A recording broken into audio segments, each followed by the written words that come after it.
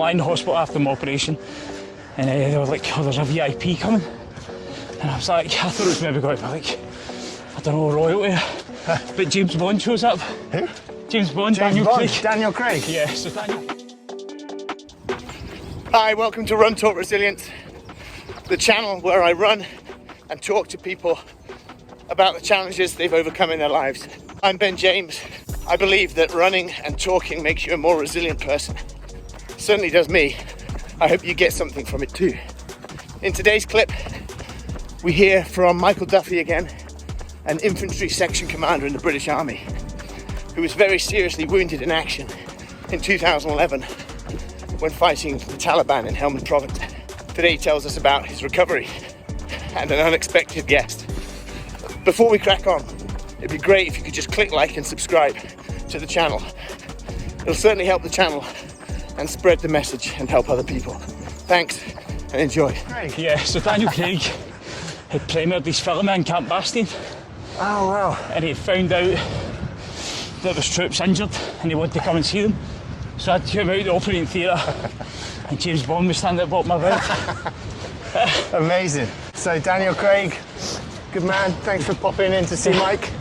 Yeah, so Daniel Craig standing at the bottom of your bed after an operation. You probably thought you were on drugs still. Yeah, at first I was like, this can't be happening, but it was true. He was shaking my hand and I was just like, we're having a conversation like hours after being shot. Yeah, that's nuts. I mean, literally hours. Yeah, I was, yeah. That's crazy. The injury was so bad that that's you. You're not going back into the field, are you? No, I started to make a slow recovery initially, then I peaked, I was like, I'm going to come back for this. Yeah. Went through 3 stints of rehab all over the country, down in Birmingham, went down to battle back, 3 rehabs up in Edinburgh, and I was like, I'm going to make it, I'm going to come back. Yeah. The final test, putting weight in your back and walking with it, and the physio, it's over. Wow. So for me, the reality check, medical board sitting in front of 3 doctors, and they can offer me the role where I've got to be in the training wing as an instructor.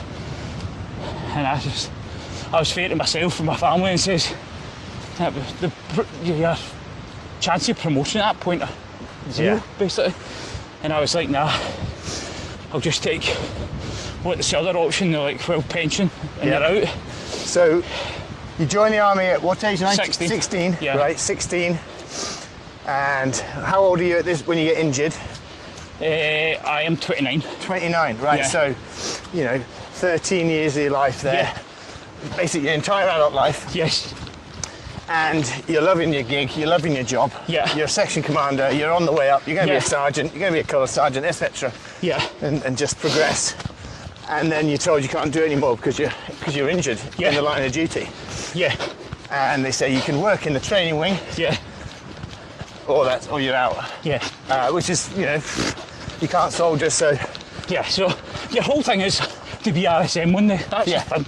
Regimental Sergeant Major, the top soldier in the battalion. That's who you want to be. Like Santos, you want to go and train officers. Yeah. Go to RSM. And I was just fair to myself, like, if I couldn't do that job, I'll just take the other option. Okay. Looking back, was the right option? I'll never know probably, but for me, it felt like the right thing to do at that time. Yeah. My family needed me, my kids were still young. Yeah. So I wanted to be with them. They'd been through the mill, obviously, hearing about their dad being injured. Yeah. I was like, nah, I've given up. Yep. And the training wing would have been a good gig, but Yeah. when you see your peers promoting in front of you, It's hard. it'll kill you. Yeah. I'm like, what's the point? So how long was it from getting injured that day in Afghanistan to that day sitting in front of the medical board and they say this is it? That was a 3-year recovery. 3 period. years. Yeah. 3 years of physio, Yeah. different courses. Army were amazing though. Like, Yeah. they were like giving me all the opportunities under the sun to make that recovery. Yeah. And I was more than happy with the way I was treated, do you know what I mean? So Yeah. I became like a poster boy for like an injury guys, and that's fine because I was like showing there was boys here with lesser injuries and I'm showing them, well, it can be done if you're, I think it can be done, it's a bad injury however. Yeah.